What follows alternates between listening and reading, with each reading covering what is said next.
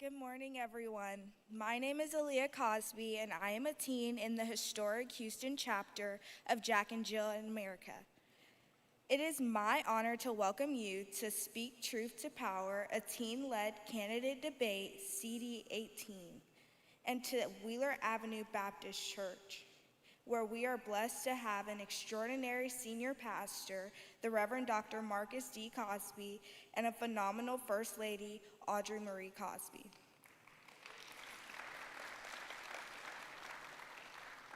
Located in the heart of Congressional District 18, Wheeler Avenue has a rich history of fostering civic engagement and empowering young people in the community.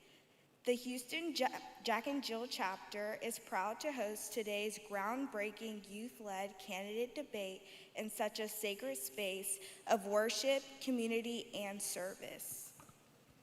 Good morning. My name is Adrian Patterson, and I have the privilege of serving as the teen president of the historic Houston chapter of Jack and Jill. Many of us here today are residents of the 18th Congressional District, a district that is steep in history and exceptional leadership. This is a place where powerful voices have risen to champion justice, equality, and progress. It is the district that made history by electing Barbara Jordan, the first black woman from the South to serve in Congress, and has since been represented by leaders like Mickey Leland, Craig Washington, Sheila Jackson Lee, Erica Lee Carter, and Sylvester Turner, whose legacies continue to inspire and shape the future of our community. We are especially proud to note that two of these leaders, our beloved Congresswoman Sheila Jackson Lee, who fearlessly represented the district for 3 decades, and her daughter, Congresswoman Erica Lee Carter, are also mothers in the historic Houston chapter of Jack and Jill. Their leadership connects directly to our legacy, and we stand on their shoulders as we host this debate. Today, we make history as teens by hosting the first ever teen-led congressional debate here in Houston. We welcome you and thank you for being part of this moment. Please stand now for the presentation of colors by Wheeler Avenue Baptist Church Boy Scout Troop 242 and the Pledge of Allegiance.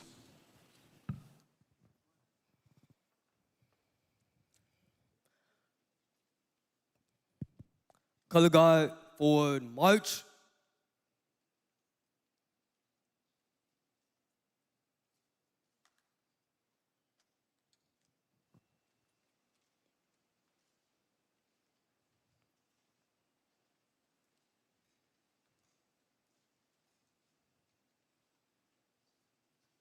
Color Guard halt. Color Guard, please prepare to post the colors.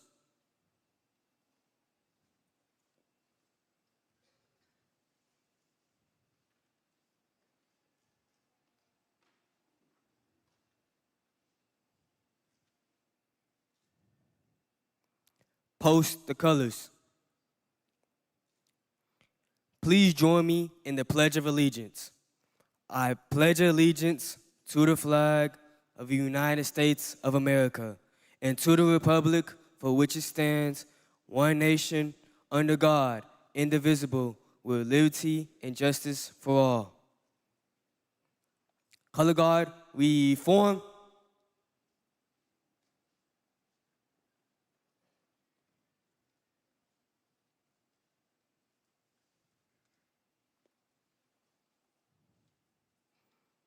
About face. Color Guard forward march.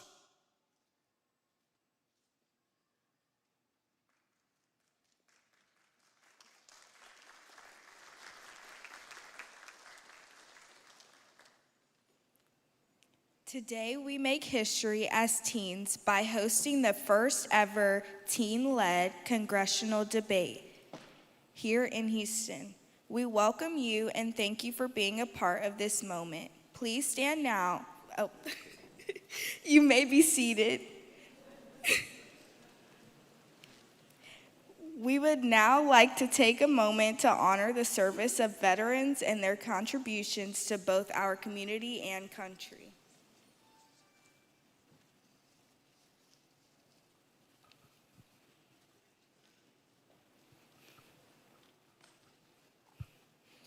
Good morning.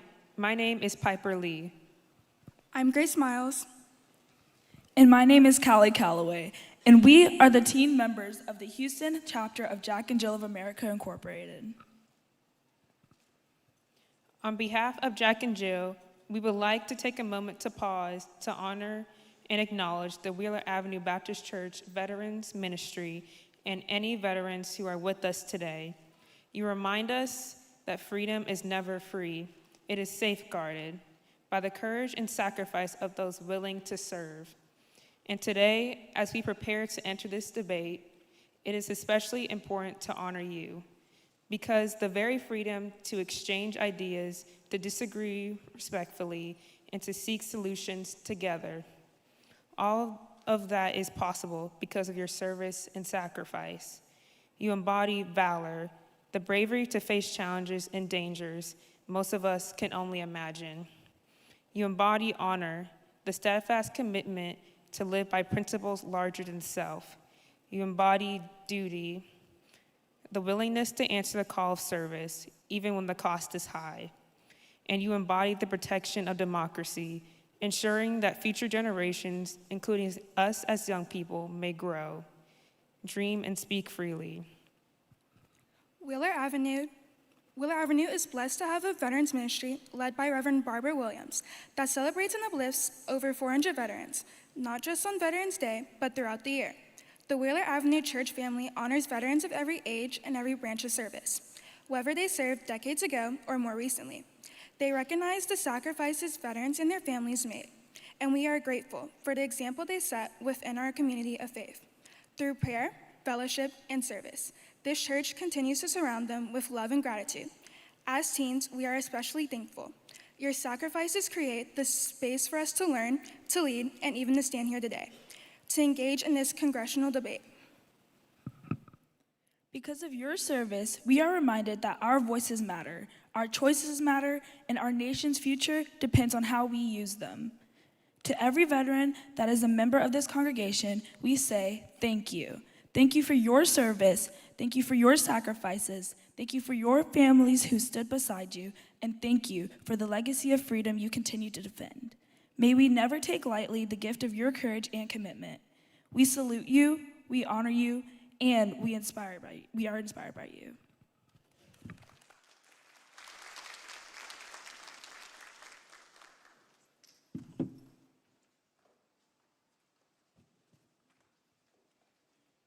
Good morning. My name is Chase Flowers, and I am the Teen Legislative Chair of the historic Houston chapter. This candidate debate is about more than just politics. It's about what it means to participate in a democracy. As teens, we believe that civic leadership starts with being informed, asking thoughtful questions, and engaging respectfully with different perspectives. That is why we have invited all the candidates running for Congress in the 18th District to join us, to hear us directly from them about their vision, their priorities, and how they plan to represent our community. We are honored to be a part of this conversation, not just as students, but as active members of a democratic society. By showing up, listening, and thinking critically, we are helping shape the future of our district and learning what it means to lead with purpose.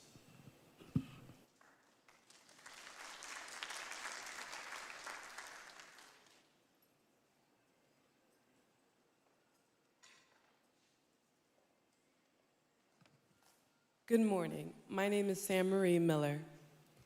My name is Haley Rutledge. And I am Sue McCann. We are teen members of the historic Houston chapter of Jack and Jill. At this time, we would like to recognize certain distinguished guests joining us today. The president of the historic Houston chapter of Jack and Jill of America, and my amazing mom, Natasha Miller.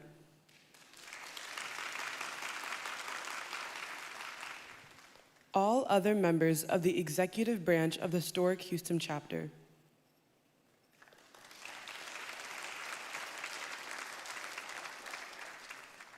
Past National Recording Secretary and past National Corresponding Secretary of Jack and Jill of America, and the President of the Associates of the Historic Houston Chapter, Linda Knight Berkeley.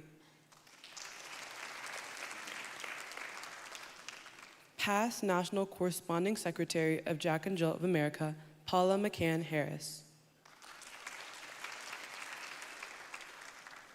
we are honored to welcome the National Membership Committee member, South Central Regional Chair of Jack and Jill of America, Incorporated, and the president of the Humboldt-Kingwood chapter, Brittany Francis.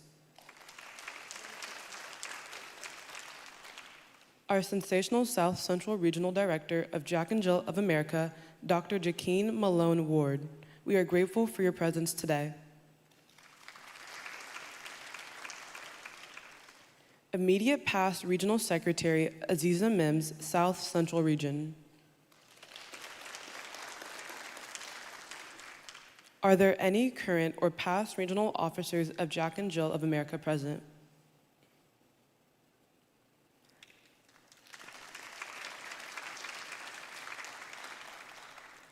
Ashika Berkeley, President of the Woodlands Chapter of Jack and Jill of America.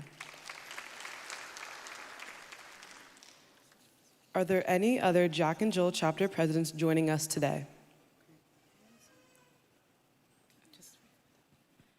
We would also like to acknowledge the presence of several elected officials with us today. Please join me in welcoming a living legend, the Honorable Craig Washington, a true warrior for civil rights and civil liberties and voter engagement.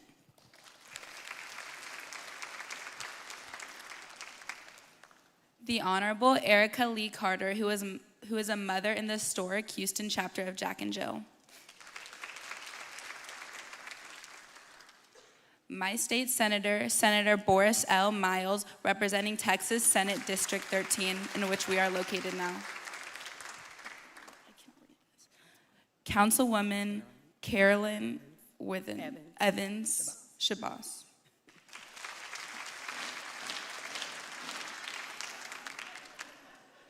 Thank you all for your leadership and taking the time to be with us today. Now, we would like to take a moment to recognize the incredible partners who have helped make this event possible. Girls Incorporated of Greater Houston and its president and CEO, Triopia Cannon. The Texas Spring Cypress chapter of the Lynx Incorporated and its president, Antoinette Jackson. The Boys and Girls Club of Greater Houston and Clifford Grimes, Vice President of Public Relations. Reverend Dr. Angela Raven Anderson and the Social Justice Ministry of Wheeler Avenue Baptist Church. Argentina James and Hill Day Public Relations. The Missouri City chapter of the Lynx Incorporated, President Lala Morris.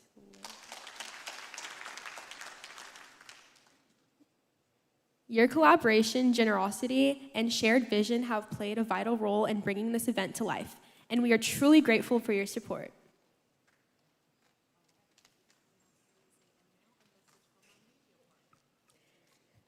And now a message for from our media partner, KTSU.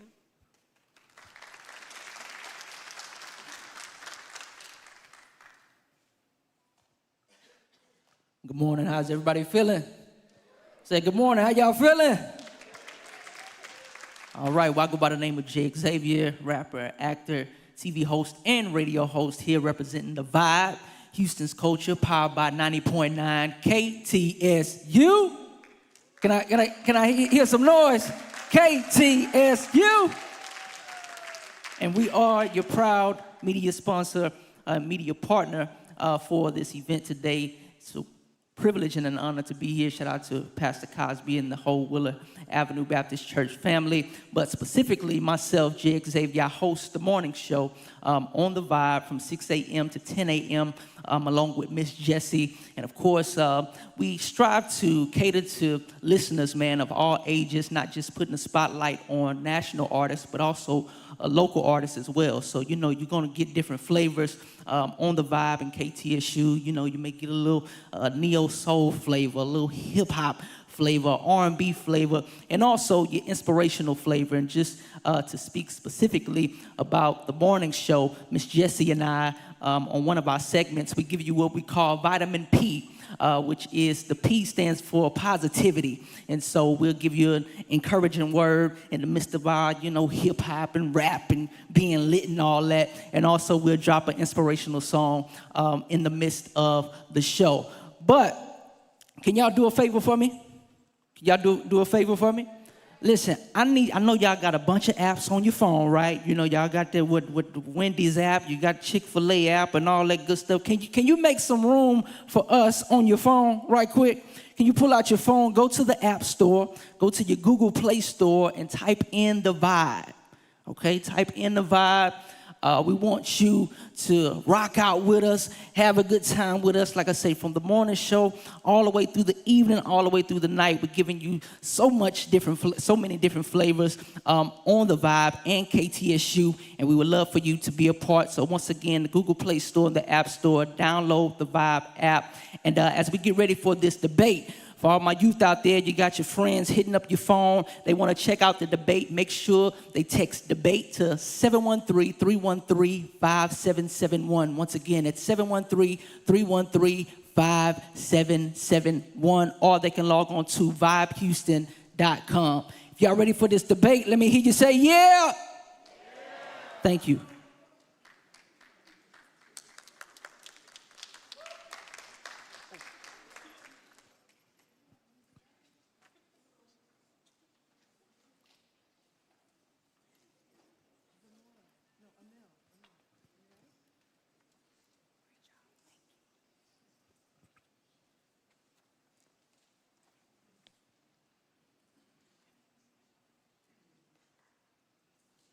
Good morning. I'm Emil Mims, and I'm a teen in the Historic Houston chapter, and I'm excited to be here today. We will now introduce our amazing debate officials. They will ensure that today's event runs smoothly and fairly. Our timekeeper, who will help enforce time limits, is Chase Flowers. Our teen moderators are Zamora Mims and Sammy Miller. They will be helping to guide today's discussion. And we are excited to announce that our special guest moderator, who will be keeping the conversation focused and respectful, is none other than Taylor Getwood from KTSU and The Vibe. We will now break for a few minutes to transition to the main session of the candidate debate.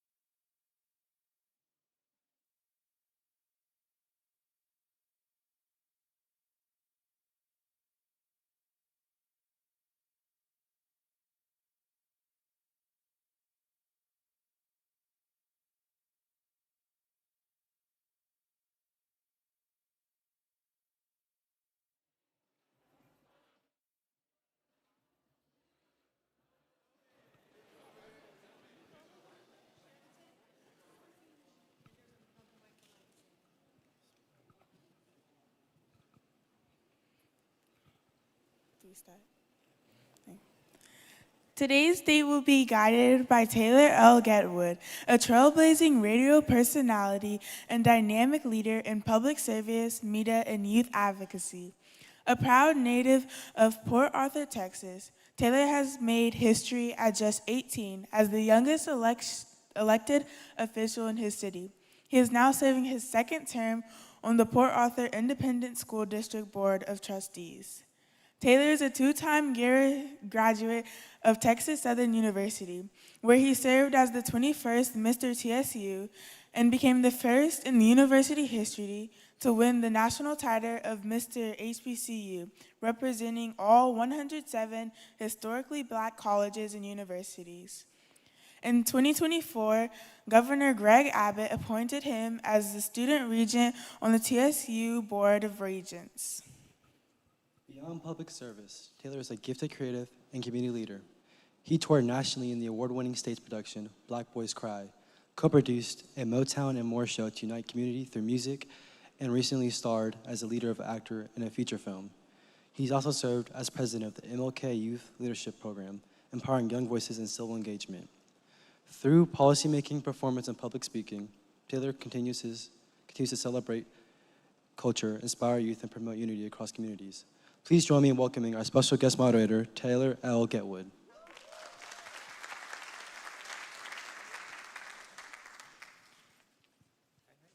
Thank y'all. I'm gonna have to take them on the road with me. They did such an amazing job. How's everybody doing today? We doing good? I know I'm not in here by myself because I'm seeing so many beautiful people. I said, how is everyone doing today? Are we doing good? There we go, there we go. If this was Sunday, Pastor Crosby would say, good morning. There we go. First and foremost, let me just say I'm extremely excited, honored, and blessed to be here. It is a privilege. I'm just so elated about today's event, mainly because it deals with the youth. Youth, are we in the building? Make some noise, youth. Where y'all at? Okay, clock it, clock it, clock it, clock it. There we go, there we go. I hear you all. Now, do we have some seasoned youth in the building as well? Seasoned youth, where are you at? Okay, some of them act like they didn't know who they were. So seasoned youth are the ones who can no longer attend youth adult choir rehearsal. So seasoned youth, where are you at? There we go. Y'all still seasoned and you're still youthful, and we thank you for being here. Listen, as you heard in the bio, I ran for office at 18 years old, and God allowed me the opportunity to serve in a position that has been so rewarding. But I have been quickly reminded that I'm no longer 18 anymore. I'm 23 years old, and 5 years into this thing, I have seen so much. But one of the things that I'm excited about seeing is our youth being involved. There's a quote that I love, and it says, the best way to predict the future is to create it. And what we're doing here today is creating our future by setting our youth up in a place to understand the civic engagement process, not only for them to get engaged by asking questions, but one day potentially standing up here answering questions. So without further ado, let's go ahead and welcome and bring to the stage our future candidates that, of course, will represent us in the Congressional 18th District. First and foremost, we have Amanda K. Edwards.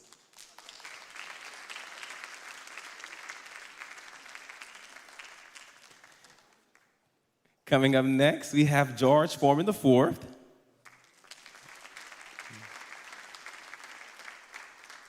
Incoming next is State Representative Jolanda Jones.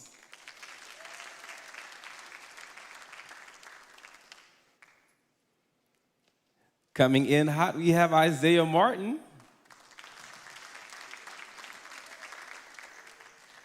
Right after Mr. Isaiah, we have Mr. Christian Menifee.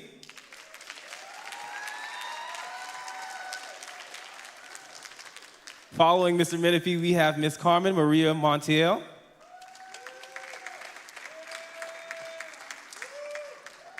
Following Ms. Montiel, we have Mr. Carter Page. And last but certainly not least, we have Ms. Tammy Rochester. Let's please give all of our amazing candidates a round of applause.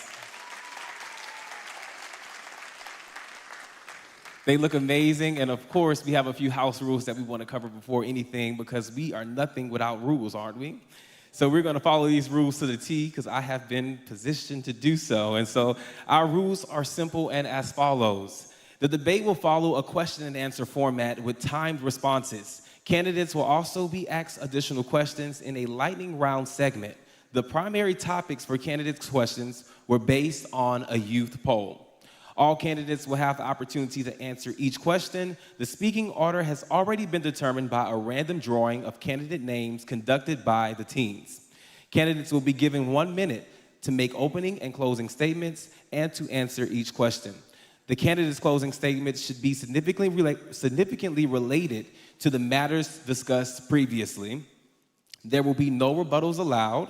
Time limits will be strictly observed to ensure equity and to stay within the scheduled debate time frame.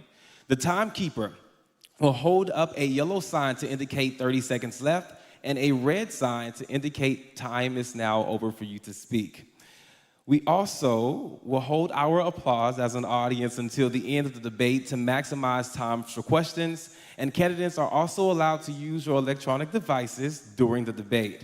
The debate will be recorded and live streamed by KTSU and The Vibe, and the recordings will be made available online.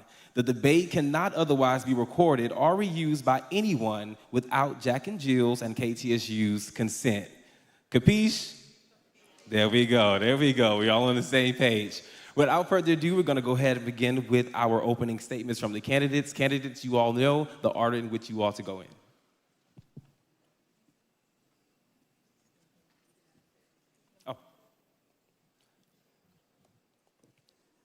I will give you all the order. My apologies. First, we will have Mr. Carter Page. Good morning. We're very excited for this opportunity to speak with you. What an amazing introduction by the members of your congregation and the team at Jack and Jill. It was really a true contrast to some of the major challenges and conflicts we see in the national government, in the national media right now. What I am running for, I have worked in and around Houston throughout the last quarter of a century for over 25 years. I'm primarily, in most of my career, I've worked on energy issues, working closely with some of the leaders right here in the the 18th Congressional District, including George P. Mitchell, who was the individual who launched and innovated fracking, which has been a major driver. I've worked on serious policy issues in this context for a long time. Thank you, Mr. Page. That's thank now you. Time. We will now hear from Ms. Carmen Maria Montiel. Thank you. Well, it's a pleasure for me to be here with you today, especially when we're addressing ourselves to the youth, our future, the most important people, and the people what we're doing, what we are running for office to preserve this country for you. I have been a Houstonian since 1991. My children were born and raised here. I have occupied position as a reporter in the news, anchor woman. I worked in healthcare for 20 years, and now I'm a real estate broker. I know the district back and forth. I know John Anderson in Fiesta 23. I know community leaders like Gladys House, who has also endorsed me. Why? Because they see me in the district. They know I know the issues. They know we need a change after 30 years of do nothing. So that's why I will ask you to put attention to my proposal, and let's change the district and improve Houston the way it deserves to be improved, to be in the fourth rightfully place as the largest city in the nation. Thank you, Ms. Montiel. We will now hear from Mr. Foreman. Good morning. And thank you to the Jack and Jill community, parents, and students for having me here. It's an honor to be here with you. I'm a preacher and a teacher right here from Houston, Texas. I was born in the 18th. I went to school in the 18th, 2 degrees from Texas Southern University, and I started my own business, Foreman and Associates, amongst many others, right here in the 18th District. So it's an honor to be here and represent what the future can hold for us. When I say us, I mean we, the people of the United States of America. When we're born here or become naturalized, we are given a role and an identity. U.S. citizen, you're free. The right to determine your future, how you want to vote, how you want to live, and how you want to raise your children. And I'm here to represent that mentality, and more than anything, to bring education as a priority, progress as a priority, and equality as a priority. Thank you for the opportunity. We will now hear from Ms. Edwards. Good morning. My name is Amanda Edwards, and I'm your former at-large Houston City Council member, now running to be the next Congresswoman for this 18th Congressional District. I was born, raised, and I still live in this district, and what happens here is personal to me. I am a product of public high school, went on to Emory and then Harvard before becoming a public finance attorney to work in this community and bringing public dollars to public projects. I then went on to serve as one of your at-large Houston City Council members. It was then where I tried to forge a path for our future, one in which our community could be a part of the innovation economy. And so I led the city's efforts in doing so. I also led efforts to make sure that our entrepreneurs and our students who wanted to become entrepreneurs would have an access and a pathway to get there as well. We are standing at a crossroads in our nation, and we need leaders who are unafraid to stand up against the policies that are being promoted by Trump, but also someone who can forge a path for our future. Thank you. Thank you, Ms. Edwards. We will now hear from Mr. Menifee. Good morning, I'm Christian Menifee, and I'm running for Congress in the 18th Congressional District because it was a thoughtful, a compassionate, a helpful government that gave me my fair shot at the American dream. I grew up on government programs like WIC, like free lunch in our public schools, like a Pell Grant, like my parents' military insurance, which ensured that my brother beat cancer. But if it were not for government programs, you would have never seen me being the youngest person and the first African-American elected Harris County attorney. My family sent more people to prison than to college, and I believe in a smart government that's gonna help the next kid be able to achieve the next thing. Out of everybody standing up here, I'm the only person on this stage, and as Harris County attorney, I have fought and beat Donald Trump time after time again. I have fought and beat Greg Abbott to protect our voting rights, to stand up for our health care. I'm not selling you a product of something that I have not done before. I have been doing the work as Harris County attorney, and I believe that the legacy of this seat is a fighter. Congresswoman Sheila Jackson Lee was a fighter who carried the torch, and I plan to continue that legacy as your next member of Congress. Christian Menifee, thank you. Thank you, Mr. Menifee. We will now hear from Mrs. Jones. My name is Jolanda Jones. I'm the state representative from House District 147. You in House District 147, and I'm from 3rd Ward, Houston, Texas. Let me tell you, I just got back from the quorum break. Y'all may have seen me. I was running from the FBI when the governor and the president were trying to arrest us because I was trying to stop them from stealing black seats in Texas. You should also know that I'm not new to the game, or I am true to the game when it comes to Jack and Jill and youth. I literally have worked with Jack and Jill. If you look at my social media at Jolanda Jones on Instagram, you will see where I spoke to kids from Jack and Jill just last October and gave scholarships because kids are important.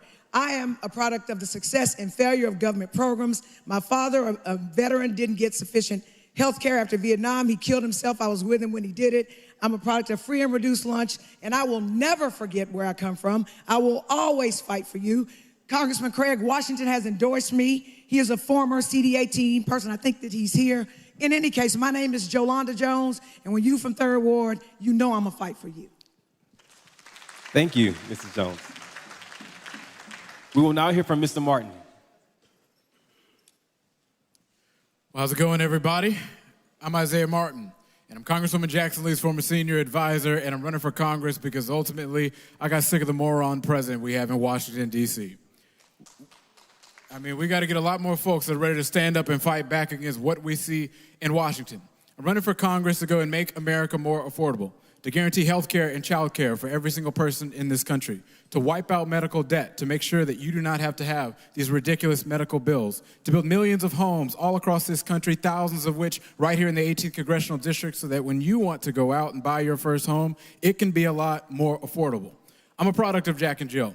I grew up in the Bay Area chapter right down the road, and now, ultimately, I want to take those same lessons, that same fight to Washington, D.C., to win for you in Washington in an era in which it seems as if a lot of folks don't want to stand up to this president. Ready to fight, ready to work. Thank you, Mr. Martin. We will now hear from Mrs. Rochester.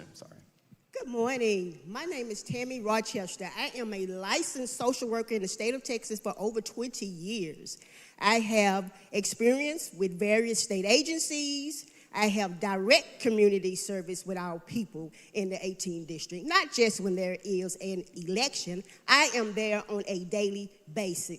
And what I see is continued social issues in our community. The people are tired. We the people, we want a change, and we are tired of being thrown under the bus. We want real solutions to real problems and hold our leaders accountable. We're tired of the economic disparities. We want our women to have rights again. We need to fight a foster care system that is failing our kids. So I say to you today, we, the people, are gonna get the change. Thank you to each of our candidates. Can we give them another big round of applause collectively? That now completes our opening statements portion of today. Again, audience, we ask that you please hold all applause until the end, please. I know it's going to be hard, but let's follow that procedure there. We are now moving to our question and response portion of today's event. You all will be asked a series of questions. Each candidate will have an opportunity to speak. You have 1 minute to answer the question. How long do we have? 1 minute. You will see those signs go up when you have 30 seconds left. Can we show them what that sign looks like right there? That beautiful yellow sign. And then you will see this big, beautiful red sign when it is indicating time to stop. All right, we will move on, and we will go in the same rotation in which you all have delivered your opening remarks. The first question will be on gun violence and school safety. What should the government do to reduce gun violence in schools and nearby areas while making sure students feel safe and supported? Thank you.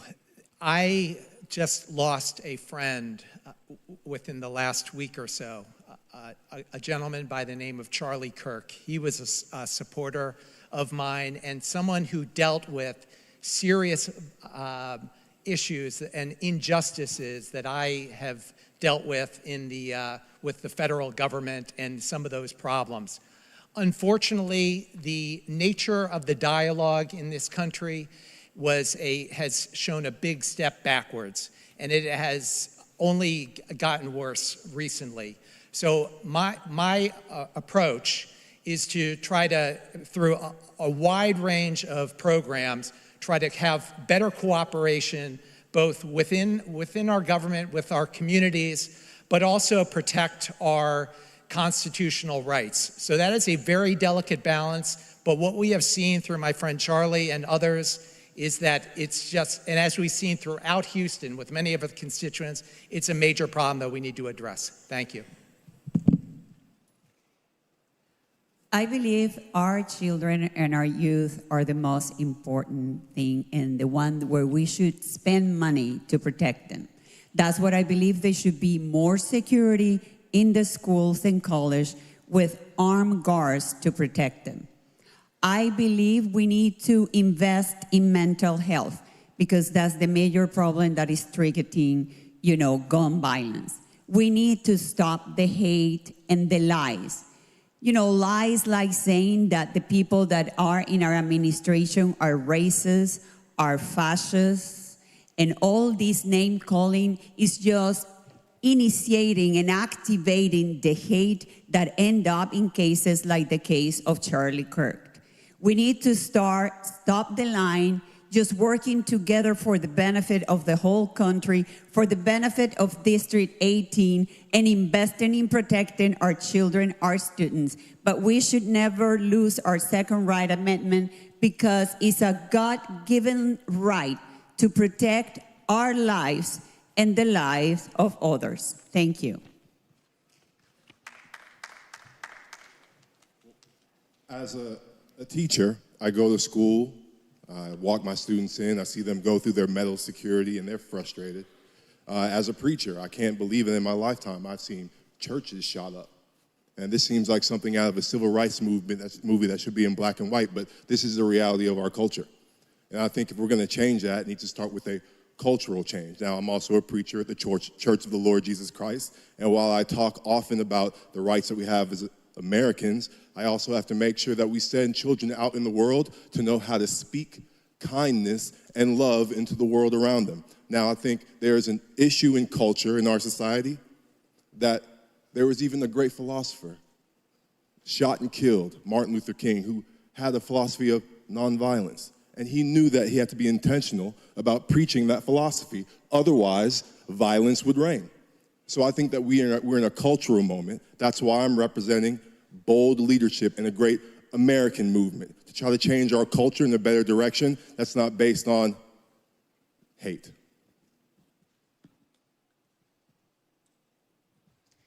Leadership is about having courage. And part of that courage means standing up against entities like the NRA and passing gun sense policies that make sense for our communities and keep our families safe from gun violence. I am proud to say that I have been recognized as a gun sense candidate by the Moms Demand Action because of my stances on gun sense policies that protect families and children from gun violence. Our family, when I was growing up, had gun violence in my family. So I take it personally that we protect our communities, protect them by putting into place what's called red flag policies and preventing people who are at risk or at a higher risk at harming people or themselves from having guns. We have got to get out of the business of handing sharpshooter guns and then being appalled when they use them. We are in the space and place where policy making is what can be the difference between life and death for our kids. When I was in high school, Columbine happened, and very little has changed since. We must do better to protect our kids. We have to be honest about the conversation that we're having. Across this country, we are seeing kids who are being slaughtered in schools. Every single day when I go drop my boys off at school, I think to myself, what if today is one of those days? And despite that fact, every single time there's an opportunity to pass meaningful gun legislation in this country, we hear people who are more focused on Charlie Kirk, who was not a student when he passed, as opposed to the many, many black and brown kids across this country who have been the victims of gun violence. We need to have a serious conversation about reforming our laws. I believe in banning assault weapons, on limiting high-capacity magazines. I want to stop the gun show loophole, and that's why as county attorney, I got involved in a legal action to get ghost guns off the street. We need to be about action. The time for conversation is over. Our kids are literally dying. It's time to take meaningful steps towards passing gun reform right now and get guns off the street.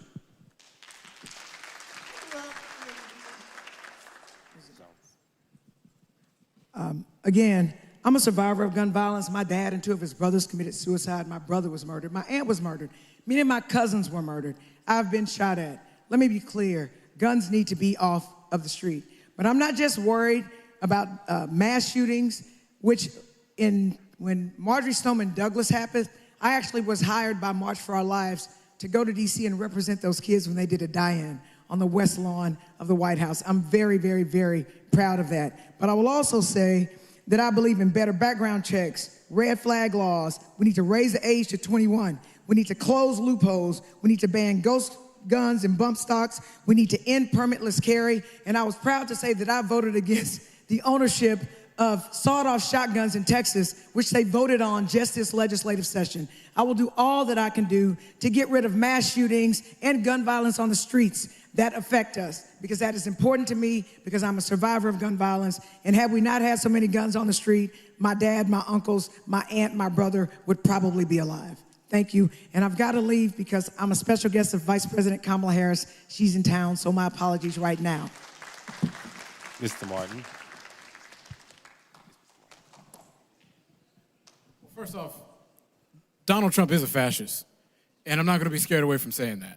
But I think what we need to be talking about is the fact that every single time we have one of these mass shooting events, we always hear thoughts and prayers from Republicans, because it's been Republicans that have blocked literally every major issue regarding this issue. So I hope you guys would join in on the fight to not just go what you normally do, which is defund mental health programs consistently, like what happened after the Santa Fe shooting, like what happened particularly after the Uvalde shooting. I hope that you guys actually support more funding for mental health, actually going to go put mandatory background checks in place, absolutely supporting an assault weapons ban in this country, just as Bill Clinton did in the 1990s. But I think that if we really want to get this done, we got to talk about the elephant in the room. The NRA is what stops them from being able to go and actually go past real policies. We need to ban all outside money in politics to bankrupt the NRA to stop them in their reign of terror. We also have to be proactive in that. I support getting rid of the filibuster, particularly in the U.S. Senate, so we can actually get these policies done and passed in this Congress. Thank you, Mr. Martin. I grew up in the lower Fifth Ward area, and I saw too often of what guns can do in unintentional death of our children. I saw in the foster care system where we had kids that come into the system because guns were not kept safe in their home. I propose that we have, the citizens have to have permits, I suppose criminal history check for people with mental illness. We should not have kids that do not feel safe in their schools. I went and visited a young teenage girl that said she stopped going to school because she feared school, she didn't feel safe. It's time for us to take a stand and protect our kids and protect our families. Thank you. You will now receive your second question from our Teen Haley here, and we will start with Miss Amanda and work our way down.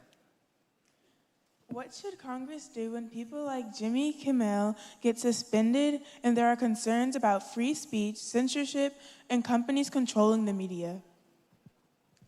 You know, one of the things that I think we have heard come out in the most recent times with this Charlie Kirk death is free speech. But free speech has been an issue that we have been facing and dealing with and grappling with for years. We have got to protect our students on campus for having free speech. That is a constitutional right to us. But then also we have got to make sure that we are putting into place safeguards, that our campuses are not extending abuses of that power and infringing on the free speech of the students and people in our next generation. It's critical. When I was a student in college, a lot of things were happening, race-based controversies, etc. But freedom of speech was always paramount and important, and we've got to make sure that those rights are protected. I actually just finished my second degree at Texas Southern University, and one of the great honors that I had to do in my research was to look closely at what our founding fathers, but also what our former elected officials here had to deal with in their representative times, their respective times. And free speech consistently has been the key to victory of any policy, any party, or any people who feels oppressed.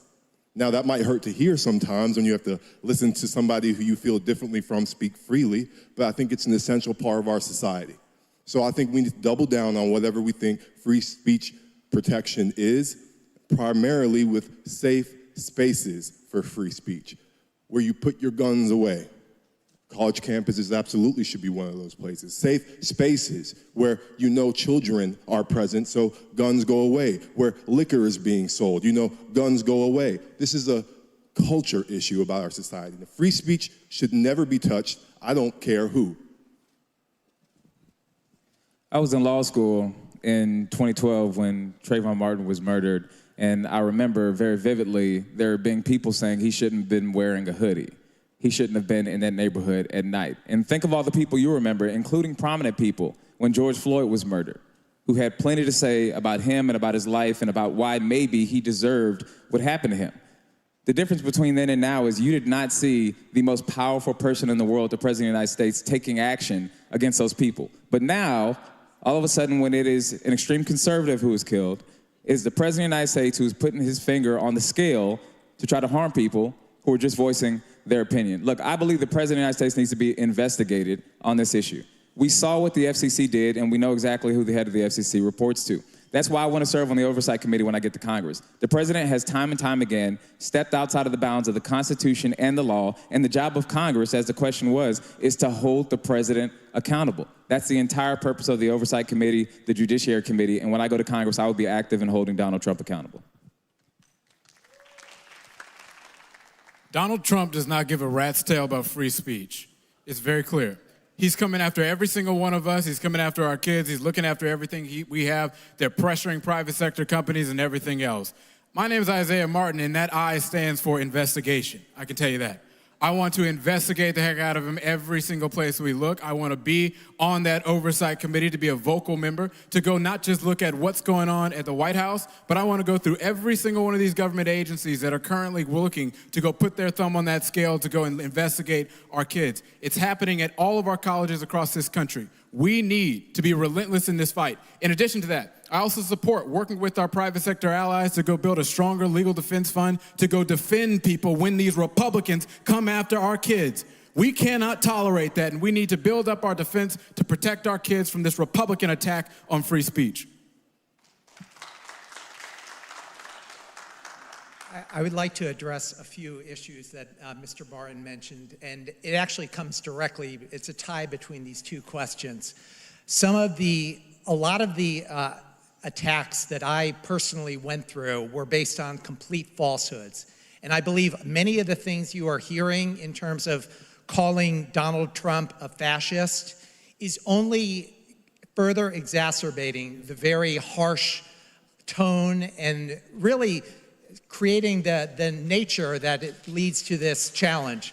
So unfortunately, and this goes directly to legislation. We need to be very careful in terms of creating legislation that protects people. One of the major reasons which inspired me to run is that Sheila Jackson Lee, as a member of the House Judiciary Committee for decades, fought for the Foreign Intelligence Surveillance Act. That relates to illegal spying that was done both against Dr. Martin Luther King and myself, and I'd look forward to speaking more with you about that, because that's key. Thank you. I do believe in free speech, but I believe there's a limit.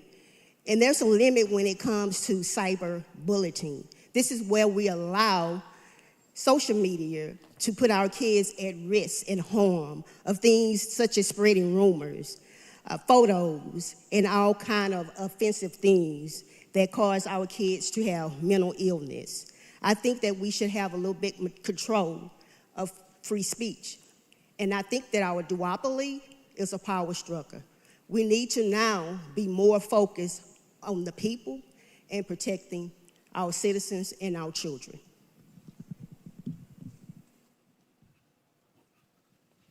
Well, I thought this question was about free speech. And indeed, I protect free speech. We all should be able to have the freedom to speech. It's one of the things that I most admire in the United States when I first came as a student in 1988. This is not about Trump. This is about you. This is about what we are going to do for you for District 18. And we all should have the freedom to speak our mind and do not be killed.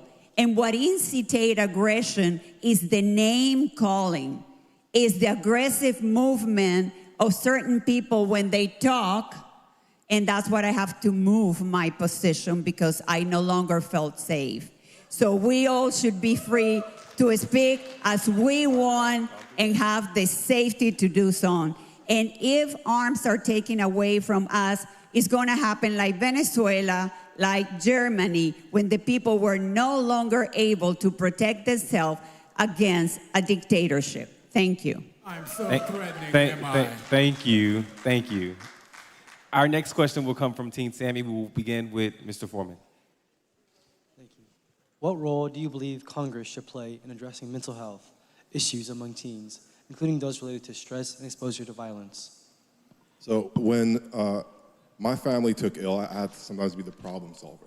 And so I built a company that was based on healthcare advisory services. So primarily Medicare, but expanding onto that, how we treat veterans, people with special needs, and of course how Medicaid is funded and managed. So there's a lot of administrative work that can be done to solve some of the lack of care for mentally ill individuals and those who need additional help. Now I also work in the school where I see how ADHD, dyslexia, compulsions of attitude, trauma reflect in the classroom. So there's a lot of mental health services that we could do for children to address some of the the obstacles that prevent them growing and the opportunities that we give to them. So to me, it starts with healthcare administration to solve a lot of things. The money is there. The resources are there, but how are they properly administered to make sure that they're helping the people who have the most adversity, especially with mental health? I think the world is greatly different now, and Congress should be doing every single thing it can to protect our kids and to invest in them. When I was coming up in public school, you get into a fight, you win, you lose, only about 30 people see it, you go on to live another day.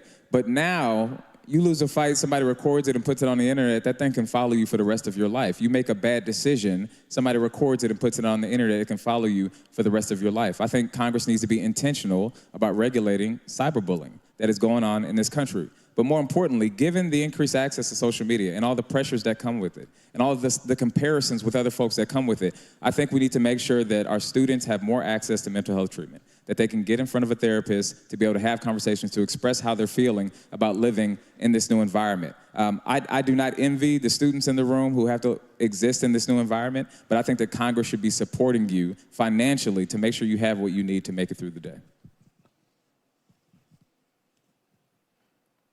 I'm so threatening, am I, Carmen? Real threatening, I guess. I think it's interesting. But look, ultimately, what we see in this country is that so many students feel in this new era very alone right now. If you go to the University of Houston, Texas Southern, it takes a very long time to go get access to a counseling appointment. One of the things that I want to support is something that I call the For the Students Act, that will create billions of dollars of federal grant funding that will be available for universities, colleges, as well as our high schools to go and really go and revolutionize in terms of our mental health abilities. We have to do that a lot more. In addition to that, I also support guaranteed health care across this country, which also will cover mental health to make sure that even in your adult life, you will be able to go get treatment as well. I believe that the federal government has a responsibility to act in this issue to go and really make a big difference in people's lives. I largely agree with everything that Christian Menefee said. I believe there definitely needs to be more support, and I've been very engaged in this, having worked the last several years in Texas state government. I believe there are many programs that are already being rolled out, and I think as alluded to, better management and better execution of the policies and the laws that are on the book, plus additional funding. I believe this is absolutely a key priority. And again, but I believe the community's sort of approach and a better public-private partnerships can really make a huge difference in this regard. So I think this is an ongoing issue and one where we can really make a difference. So thank you. I think this is a critically essential point. When we talk about mental health, first we need to talk about health care. And I propose that we get more government funding for our healthcare system. We need better access to mental health facilities, and we also need more qualified professionals. Our youth are coming from Harvey. We're coming from COVID situation, climate change.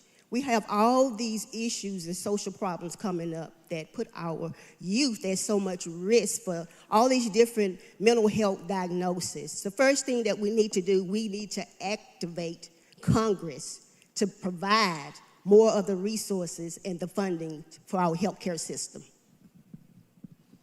Mental health has become an epidemic because our system has changed. Children are no longer allowed to be children. Our youth are no longer allowed to enjoy their youth.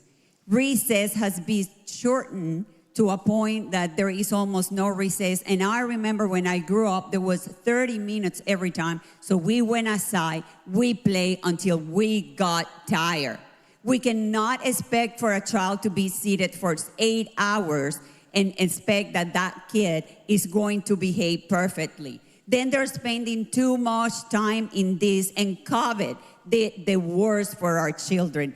No longer our children are enjoying relationship and talking to people and feeling the warmth on people, and that's what we need to invest on. We need to invest in mental health, and we need to invest in getting back to be into the community and to our families and to giving love and warmth to our children and our youth. It's ironic that as we stand here on this stage, our government is shut down because our government does not want to provide us with health care access. And healthcare access for so many families across this country is a matter of life or death. When I was growing up, my dad was sick with something called multiple myeloma. He got diagnosed with it when I was 10, and he died from it when I was a teenager. I learned about our healthcare system when I had to ask my dad what would happen if the healthcare insurance company said no, and he would just say, we'd have to figure something else out.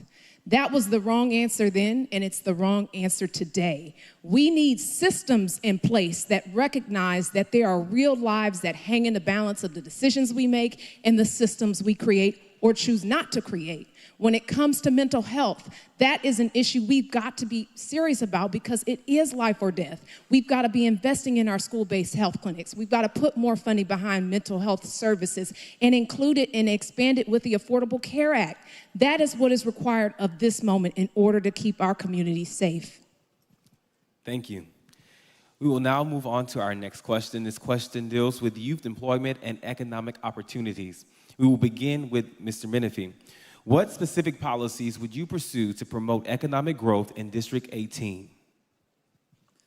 The most important thing to me is workforce development programs. When I go throughout the district and I talk to kids, many of whom have went off to college and have come back and have gotten a degree and ended up with sometimes 6 figures in debt, but they're in a job that in many instances is less than what their peers were making when they went straight out of high school and got into a workforce development program. I want to expand the number of workforce development programs that put people in the skilled trades. We know that right here in Houston, we're seeing a boom of the number of folks who are 10 to 17 years old, and at the exact same time, we have an extreme shortage of people who do the skilled trade jobs that if you work in it long enough, you can make $200,000 and take care of your family. We did that exactly in Harris County government. As your Harris County attorney, we rolled out millions of dollars to create an apprenticeship program in public entertainment, in transportation, and construction, to get people in those jobs, to teach them those skills so that they can go off, make money, and go back to the old American dream, which is be able to get the house, the 2 cars, send your kids off to do better than you do. Right now, we're telling every single kid the only way to be successful is to go to college.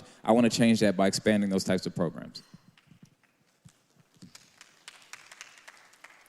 Well, first off, Donald Trump does not support any of the investment that needs to be done to fix this issue. We also know that the brainless Republicans that have been running this state for the last 30 years have been directly responsible for taking funding away for trades inside of our schools, and it's a problem. I will be immediately co-sponsoring the Jobs Act from Senator Tim Kaine to allow for Pell Grants, not just to be used at colleges and universities, but also for job trainings as well. They can use that for IT programs. They can use that for barbershop training. They can use that to absolutely go to places like HCC and go get job training. We have to be able to go get that done immediately. In addition to that, I also support making sure, because again, the biggest obstacle that we face is a filibuster. We have to get rid of the filibuster so we can get this bill across the finish line and infuse that funding directly into our community. We have right now one of the highest Gen Z unemployment rates in the history of the United States of America at over 10%. We know that less than 60% of the people that graduate from high school go immediately to full-time employment, the military, or a college or university. This Jobs Act will be able to fix that, and I look forward to getting that across the finish line when I get to Congress. I'd like to build upon the point I made at the very beginning in terms of the beautiful statements by your members and in the introductions.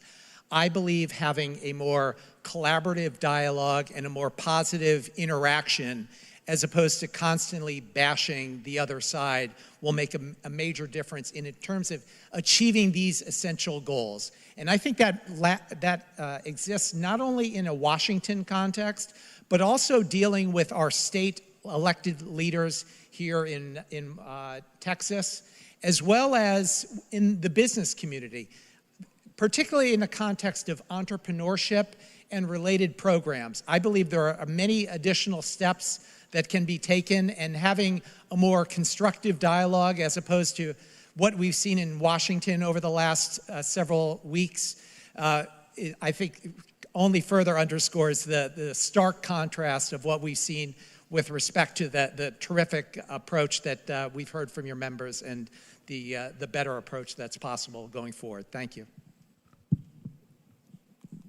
I propose that we invest back into vocational programs for our students. I am a product of a vocational education school. And I went off to college my freshman year. Things didn't work out. But I had that vocational education that got me into the door of a state agency. I propose that we invest in what our kids are good at and what they like to do so we can motivate them and have a better curriculum for our students. More fundings for our students, for our teachers. And I went back and I got my graduate degree from my alma mater, Prairie View A&M University. So I suppose that we build on what our students love and what they're great at, and then we can go from there to making them the best productive individual that they can be by thinking inside, outside, and beyond the box. Again, this is not about Washington. This is not about, trashing the other people. This is about you, the people of the 18th district. And I like that my ideas are so good that being taken by my opponents. Since this race started and since I ran for the first time in 2018, I've been saying that we need to bring back trade education into our high schools. So our kids, when they graduate from high school, already had a trade, especially in a city that have a long list of trade jobs that are not being able to be fulfilled. We need to implement after-school programs for our youth because if they're busy, they're not joining crime or doing drugs. That's the way that we're going to secure better education for our youth, secure that they're going to have a job. Any later in life they want to go to college, they can do so. But the reality is not everybody is made for college. So we need to give that opportunity to our students. Thank you. When I first got on council, city council, I learned that Houston was ranked number 42 in venture capital investment in startups, which means we couldn't keep a startup here to save our lives. And so I rolled up my sleeves, put in a budget amendment, got to work creating a task force, and recommended strategies on what we could do here in Houston to make sure that we could be the community where the Gulf Coast and the world's future could meet. And one of the things we recommended was to create the Innovation District. So if you've heard of the ION, that's a product of our work. We have to be investing in our future and making sure that our kids are part of a pipeline that are prepared not just for the jobs of today. That's not good enough. We've got to be preparing our kids for the jobs of the future. And that means investing in our startups. That means investing in our schools, providing grant funding so that people have access to entrepreneurial opportunities just as well as jobs. We've got to do both and. They are not mutually exclusive. And we've got to invest also in making sure people are prepared for the workforce of today as well. So when I was actually in undergrad, I kind of had a dilemma. I wanted to make money, but I had to go to school. And that was really tough for me. So Jim Brown, the great football player, and I would consider this a public-private partnership, and I think that's the key. But Jim Brown created a program through Texas Southern University where we could work on improving retention of students, but I could also, through work study, get paid $15 an hour. So for a couple of semesters, that kept me involved and kept me engaged in going to class, but also reaped rewards. It kept freshmen in school. And many of those freshmen we still have relationships with. They went on to become graduates. Some not. Some went on to work, become trade skill workers, lawyers, whatever they wanted to do. But I think the key is making sure we prioritize liberty, opportunity, and a free market for capitalism. When innovation is a priority, then you could have paid apprenticeships for young professionals. And the government can support those initiatives and give incentives to corporations to do so as well. So that's what it's about to me, apprenticeships and opportunity. Thank you. We've now reached the point of our last question. This question talks about the future of education. And we're going to begin with, of course, Mr. Martin. What laws or actions would you support to help students in Congressional District 18 succeed in school? And how would you make sure that they are fair for everyone? One of the biggest barriers that I see in our education system is a ridiculous and very dumb HISD takeover. It is the most shameful thing that we have seen. It is a deprivation of our voting rights in which they remove duly elected school board members to essentially go and install Greg Abbott's cronies. So immediately what I'm going to support is legislation working with folks like Congresswoman Kathy Castor in Tampa, Florida, who also experienced elected officials in her city being removed. I want to fully go and ban the practice of states removing elected officials just because they disagree with them. I do not think that's right. And immediately when we do that, I support making sure that there's more federal grant funding to do things like funding our trades inside of schools. It's very important. I want to help people when they want to go to college, make sure that college is a lot more affordable, installing to make sure that Pell Grants are a lot more, giving a lot more dollars directly to people. But again, I know I keep on going back to this, but we have to get rid of the filibuster. It is a thing that is blocking so many of the things we want to do. We can talk about issues all day that we want, but we have to get rid of the filibuster to make it happen. Thank you. So the process of education is increasingly being handled through, exactly as we've been discussing, through partnerships not only between state and federal. Increasingly much of this is always managed at the state level. And so I think this is another perfect example of what I'm highlighting in terms of having a more constructive dialogue and a better approach in terms of the partnerships between what we do on the federal level as well as in Washington. And again, I do not believe that this is having this more aggressive approach and constant conflict is going to be productive. And I think I fully agree with what George Foreman was saying in terms of public-private partnerships. I think this is absolutely essential, and I've been proud to work. I didn't know Tammy was a Prairie View A&M University student, but we partnered with them exactly as I'm saying, in a government to institution partnership, which we worked. Thank you.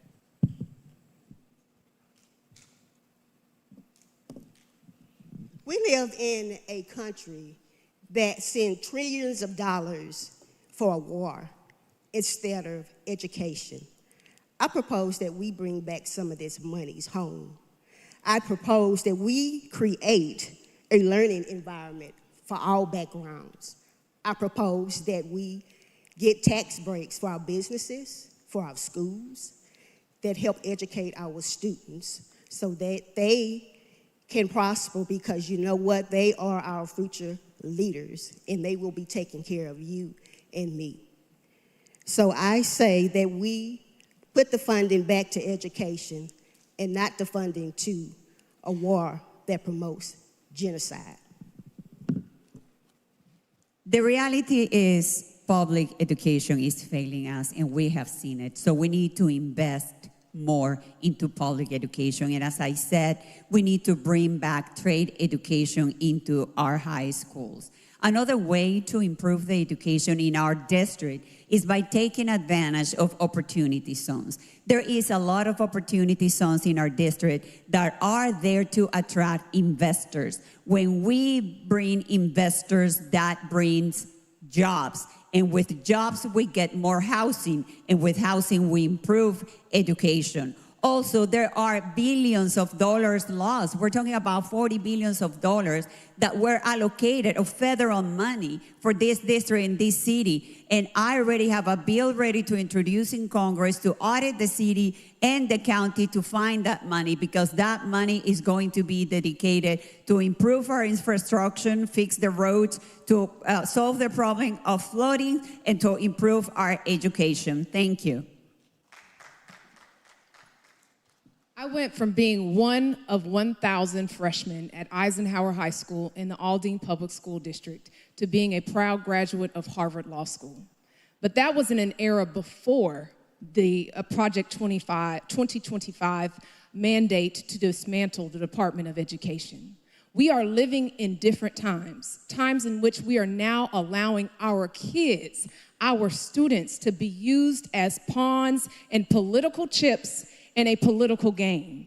And our future and our kids, we cannot play games with their future. We have got to begin reinvesting in it. And that means properly funding our public schools. They have been attacked at the state level in terms of underfunding, but also at the federal level by dismantling the Department of Education and getting rid of key sources of federal resources available to our public schools. How else can kids survive and have success if they are not properly prepared for the jobs of tomorrow? And that happens through properly funding education. So my mission when I get to Congress will be to represent the 18th Congressional District in the United States of America. Second to that, it will be to kind of keep America in its place when stepping into the 18th Congressional District. That'll be very important to me. Now, what does that mean? Now, we have a war on poverty that went on in this country, and in that process, they created the Job Corps, the National Job Corps Association. That gave my father a trade skill and put my family in a position where we were making money instead of just trying to figure it out. Trade skills. So what I would do in that position is making sure we double down on the role that America plays for the poor and to give opportunity to kids who are disadvantaged in our government, in our community, in our society. And that means giving opportunity where the state falls short, so you help. You don't overreach, you just help. A good public school education changed my life. I have so many friends who ended up dead or in prison because they made a few bad decisions. And when I was headed down a bad way, it was joining the speech and debate team that put me on the trajectory to ultimately become a lawyer. And what we need in our schools is more programs that guide people to that type of future. That's why, as your Harris County attorney, I've created the Summer Legal Academy, where we take students from throughout the county and we put them in a 3-week experiential program. They get to meet lawyers, they get to meet judges, they get taught about the Socratic method, they get taught about the LSAT and applying to law school. And we're coming up on our first year where we're gonna have a student who's actually going to law school who was in high school when I first started. But we're doing every single thing we can to build those pipelines. That's the type of investment that we need in our schools. But it's also at the collegiate level. We've seen that our former president, Joe Biden, tried to put student loan forgiveness in place for people who are drowning under college debt. And that's why I was so proud to file a brief in that case to protect that forgiveness. But instead, we now have a president who is doing nothing on that front and is instead put a professional wrestler in charge of the Department of Education. You send me to Congress, I'm going to do every single thing I can to protect the Department of Education, to increase the number of those pipeline programs, and to make sure we invest in our students. Thank you. Ladies and gentlemen, that now completes and concludes round one of our debate. Thank you, candidates, for your responses in this first round. Now we will transition to our lightning round. Will the team participants please make your way to the podium?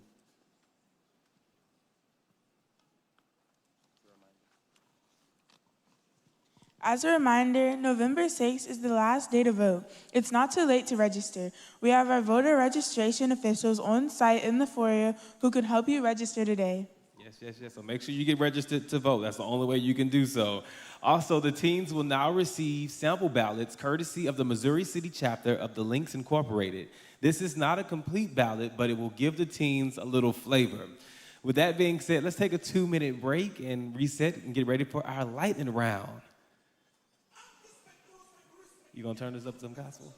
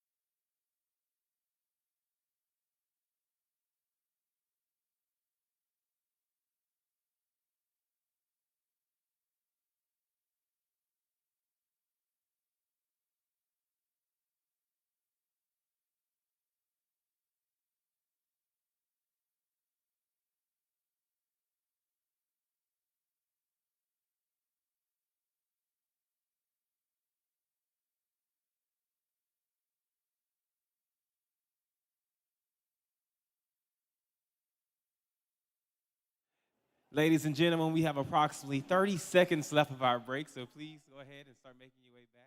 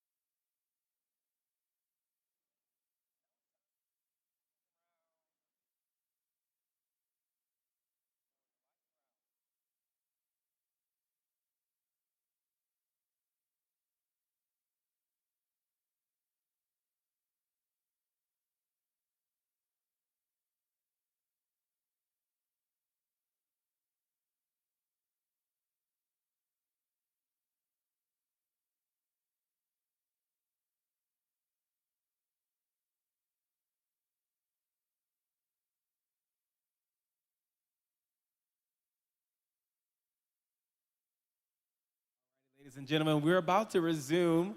So if you can make your way back to your seats, we are extremely excited about this next round. It's going to be one for the books because it's lightning. Really, really quick.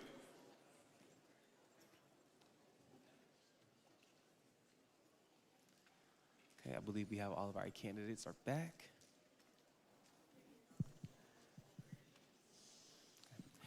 Now it is time for the lightning round. Here's how this segment will work. We have 5 amazing teens who will each ask a question. Candidates, you will answer in a rotation order, and it's a lightning round for a reason. So that means your answers need to be quick, short responses are definitely required here.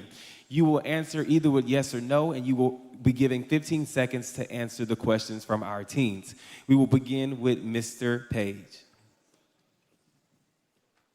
Hello, my name is Jameson Whitley. I'm a teen in the Houston chapter of Jack and Jill of America Incorporated. My question is, the Supreme Court recently allowed immigration stops based partially on race and language. Do you think Congress should take action to address concerns about people being stopped due to racial profiling? Yes, there are additional actions which can be taken. That is a very complicated case that has hundreds of pages of briefs, but I believe there are additional steps which may be taken. Absolutely. Yes, I think there are steps to be taken. I think we need to take it back to the community, and we need to have more police community, where the police go in the community and work with our youth, because a lot of them have an anxiety with our police. I think it's time for we. Thank you. Yes, more steps needs to be taken. A racial profile should not be the way to be arresting anybody. Yes, we must ban racial profiling in this nation, and we need to do that by codifying it into law.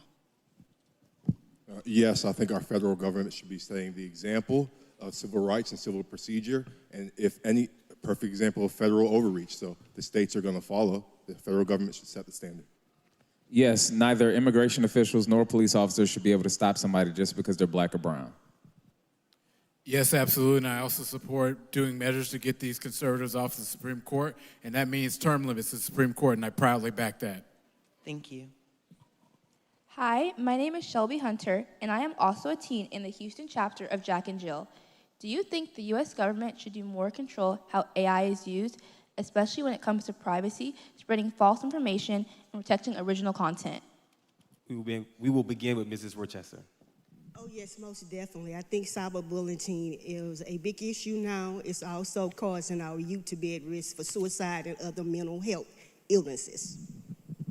Definitely, we need to protect our people. AI is something new that we are learning as we go. As a matter of fact, my new graduated law school daughter just joined a firm to work specifically in intellectual property that is going to deal with AI. Thank you. We must put more protections in place for our youth to be safe from AI not being regulated properly enough. Things like deep fakes and other features can be things that require disclosure, and we've got to put that information out there and put the regulation in place. Yes, we could do more, but I believe this is another opportunity for capitalism and the free market to be problem solvers. Government should not be leading that force, but incentivizing and rewarding the free market to solve these problems. Yeah, I respectfully disagree with that. I think that the government needs to fully regulate AI, both on the privacy side, but also militarily. You're saying a bunch of nations right now are leveraging AI to start to have killing forces, and I don't want to be in a situation where years from now we're wishing that we had stepped in and regulated it right now. People are having their name, image, and likeness stolen all of the time. You should not have your face show up on some of these things that then go viral on social media. Personally, I think there's going to be a lot of work that we're going to have to do on this issue. Yes, I agree with what George Foreman said, and I believe, and I've already been working on this in the context of the state and federal partnership. There's a lot being done here. There's a lot more that needs to be done, but it is a step-by-step process and a long journey for sure. Thank you.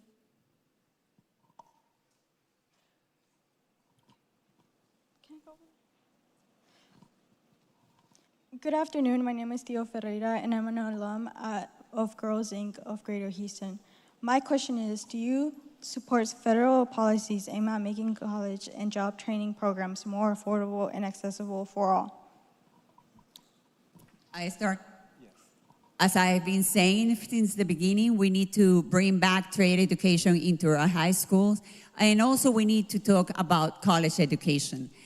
We need to call the colleges and make them accountable, because it's not reasonable that when I went to school, it cost me $1,600 a year, and now we pay $60,000 or $80,000 a year. Thank you. Yes, we need to be providing more access and gateways for education. And in order to do so, we need to make sure higher ed is affordable, that we are providing loan forgiveness as was done in the as was attempted in the Biden administration as well. Yes, we could do a lot more, setting the example for workforce development. This is why I'm just going to double down on the Job Corps. Job Corps sends people to college. Job Corps sends people to corporations. And more than anything, Job Corps is for the poor. Yes, college is way too expensive right now, as is grad school. I came out of law school with over $200,000 in debt, and I can tell you right now, I did not get $200,000 worth of education. Yes,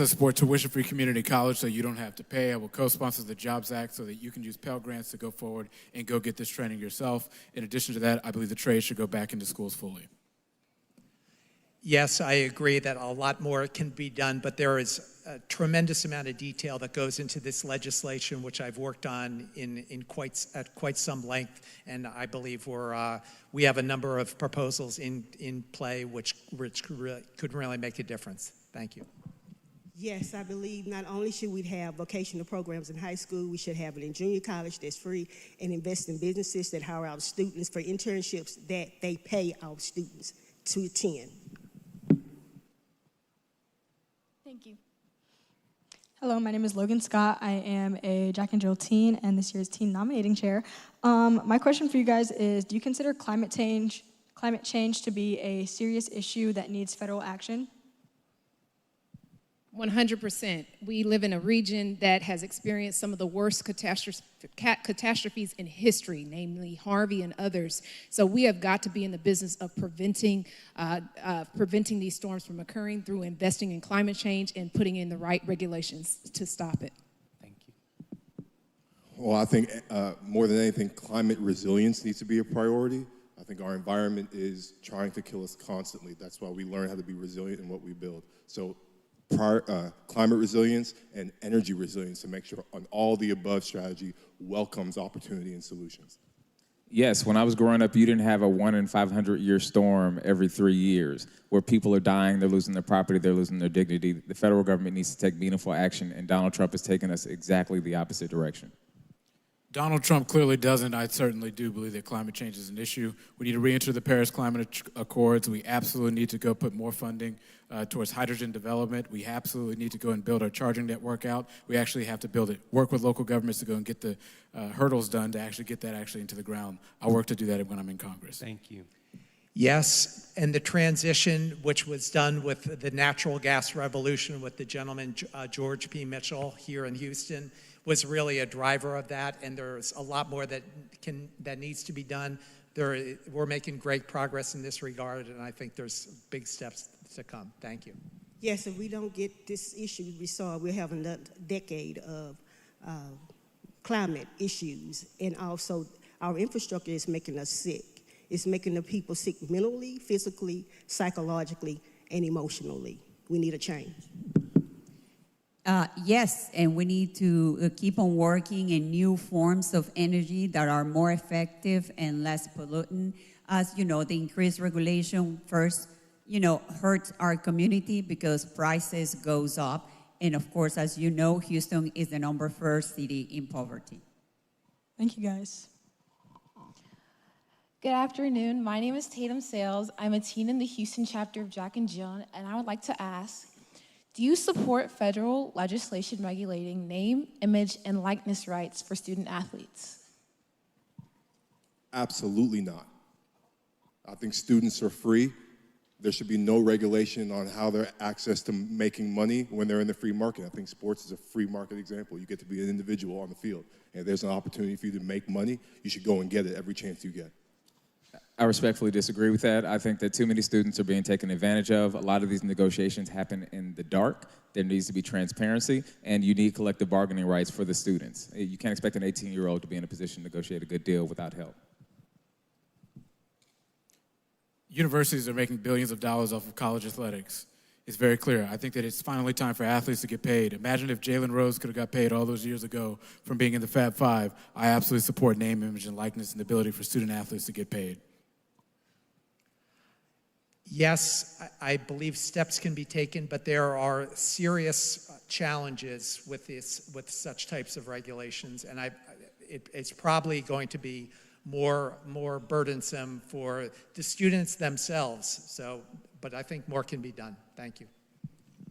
Yes, I support the NIL. I think it helps athletes to be able to pay for their education, also to be a sponsor in the community for our kids. You speak too low. Can you please repeat the question a little higher? Yes. Do you support the federal legislation regulating name, image, and likeness rights for student athletes? I think you are entitled, after you invest so much time into your sport, to make money out of it, since the colleges are so expensive. I don't believe in any regulations on that, and that's what you have your parents for. They will guide you the right way into those agreements. Thank you. For many young athletes, they do need help when they are in need of NIL efforts, and so we need to make sure that the proper regulations are in place for contract negotiations, but also that there are a common set of laws. Right now, it's a hodgepodge from state to state, and NCAA does not get to regulate, for example, and we've got to be in the business of making sure there's clarity and predictability with the NIL rules. Thank you. All righty, and that concludes, of course, our lightning round. Let's give all of our candidates a round of applause. Now, earlier you heard me do this impression that I hear every single Sunday. It's good morning. I know you know it. Well, guess what? He's in the building. Let's give a huge round of applause to our pastor. Pastor Crosby's in the building. I tried, Pastor. I tried. I did the best good morning that I could. It's good afternoon now. Well, of course, again, thank you to our candidates for answering very briefly in that speed round. We will now get to our closing remarks from each of our candidates, and we're going to begin in reverse order this time. And remember, you have 1 minute to deliver your closing statements, and we will begin with Mrs. Rochester. I believe that the people should be first, and I believe that we're tired of being thrown under the bus. We're tired of our communities being gentrified and poverty and housing and economic disparities being covered up. I think it's time for a change, and I am here for the hardworking professional people. We want real solutions to real problems. Our politicians are telling us what they've done, what they want to continue to do, and we still don't see the change. We want the change. Mr. Martin? Part of the reason why I think that our country is in this mess is because we don't tell it like it is. We got Republicans trying to destroy everything we've got, and I think that the real quest in front of us is whether or not we're going to stand up and absolutely do something about this. We know that Washington, D.C. is not like the city, it's not like the state, it's not like the county, it's Washington, D.C. I got for real federal experience of understanding how that works, working with Congresswoman Jackson Lee as her senior advisor. And it's because of that knowledge of how we've been able to build so much momentum in this race. The largest campaign finance fundraising quarter in the history of the 18th Congressional District. 35,000 people chipping in an average of $19 a person. It's that momentum that we want to use to continue our way to the United States Congress to deliver for you instead of the few. And as your congressman, I'll get that done. Mr. Menifee. I spent the past 4 years of my life as your county attorney fighting for you every single day. When Donald Trump came out here and tried to cut a $10 million health care program, I beat him in court, and that program was restored. When Ken Paxton came out here and tried to get more than 2,000 of our legally cast ballots thrown out, I beat him in court, and every single one of those votes was counted. Look, right now across this country, what you're seeing is folks are calling out for the exact same thing. They want someone who is going to stand up and who's going to fight and who's going to win for our communities. They're tired of Democrats, this is folks in my party, not having a backbone, not standing up and saying the tough things, but putting in the work to deliver for our communities. That's exactly what I've been doing for the past 4 years. I want to go to Congress not to go viral, not to be a celebrity, not to be famous, but to put in the work every single day for our communities. That's what I've been doing for the past 4 years, and you have my commitment that when I go to Congress, I'm going to work full days, full weeks to deliver for you every single day. Christian Menifee, and I'm so grateful y'all had me here today. Ms. Edwards. 8 years ago, Harvey struck our community, and I'll never forget when I had to roll up my sleeves and get to work and mobilize hundreds of people and visit hundreds of our most vulnerable residents to get them the help that they needed. The first thing they would always ask me is, what are you doing here? And I'd explain to them, I'm your city council member, I'm here to help. And then they'd ask this, but wait a minute, are you up for re-election already? And I bring that up only to say that we have a democracy that isn't working well for people. You see, we've got to do better than knowing your name and your issues when it's campaign season alone. We've got to be in the business of delivering for people and delivering the change that they're looking for and deserve. That is what is required in this moment, is to put someone in place who has a bold vision for our future and the experience and know-how to get it done. I have rebuilt homes as your city council member. I have worked to revitalize our communities. I have helped to provide access to health care and economic opportunity for our communities, and will do so as your next Congresswoman. Thank you.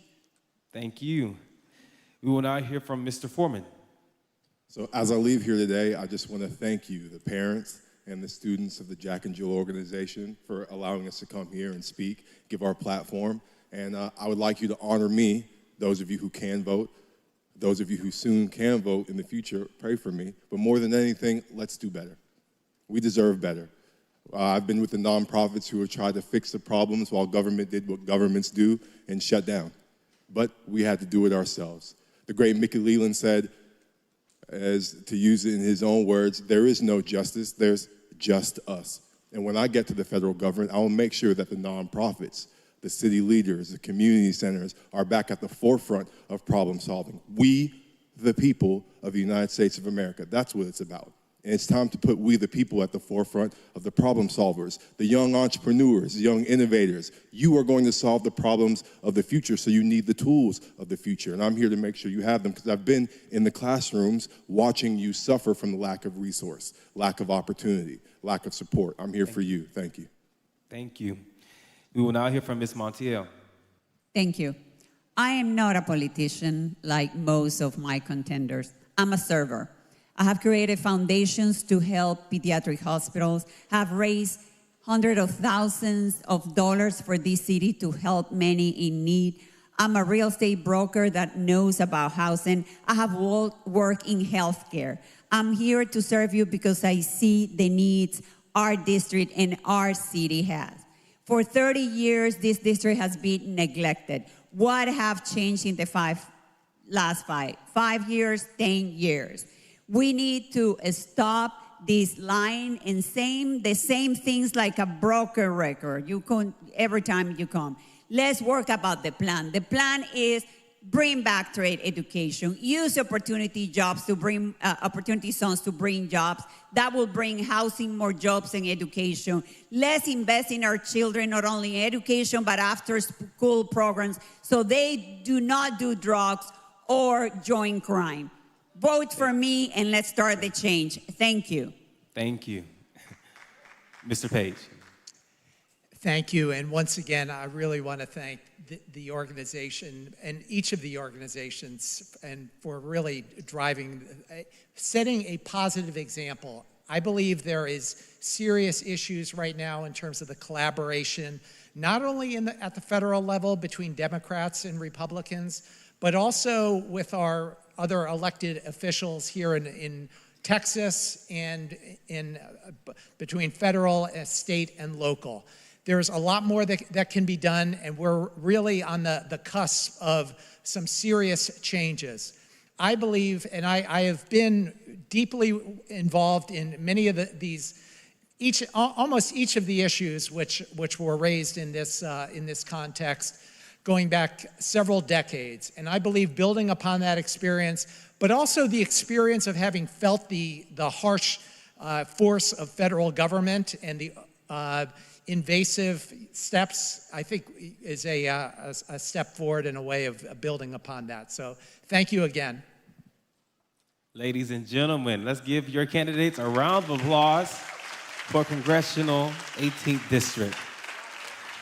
It has been a true pleasure, honor, and privilege to serve you all in this capacity as your moderator today. I have had an amazing time here with you and can't wait to see what the future holds. I also want to add as well, let's give a round of applause to all of our youth in the building, because they are the methods of the madness and also the curators of the questions that you all heard for today.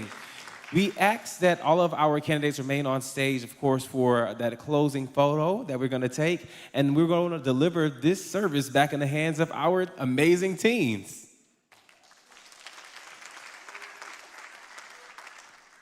Good afternoon. I'm Harrison Hadnot. And I'm Talon Sales. On behalf of the teens of the historic Houston chapter of Jack and Jill of America, we thank the candidates and everyone who joined us for this important conversation. Special thanks to the KTSU and the Vibe for broadcasting and live streaming today's debate, and to our amazing special guest moderator, Taylor Getwood. We would like to thank each of our community partners again for their support. Girls Inc. of Greater Houston, the Texas Spring Cypress chapter of the Links, Wheeler Avenue Baptist Church, and the Social Justice Ministry, the Missouri City chapter of the Links, the Boys and Girls Club of Greater Houston, and the Argentina James and Hilde Public Relations.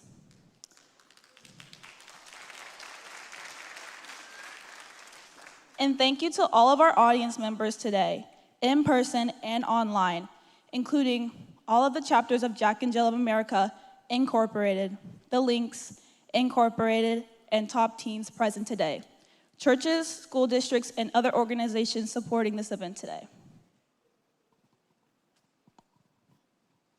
We would also like to express our deep gratitude to our gracious hosts, Senior Pastor Marcus D. Cosby and First Lady Audrey Cosby in the Wheeler Avenue Baptist Church, for for allowing us to have this important conversation here. Last but certainly not least, we would like to thank our historic Houston chapter president, Natasha Miller, and all of our amazing mothers on the Speak Youth to Power CD18 candidate debate, steering, and planning committees for making this event possible. Most importantly, we remind everyone here, your voice matters and your vote matters. Thank you for being a part of history with us today. Have a great day.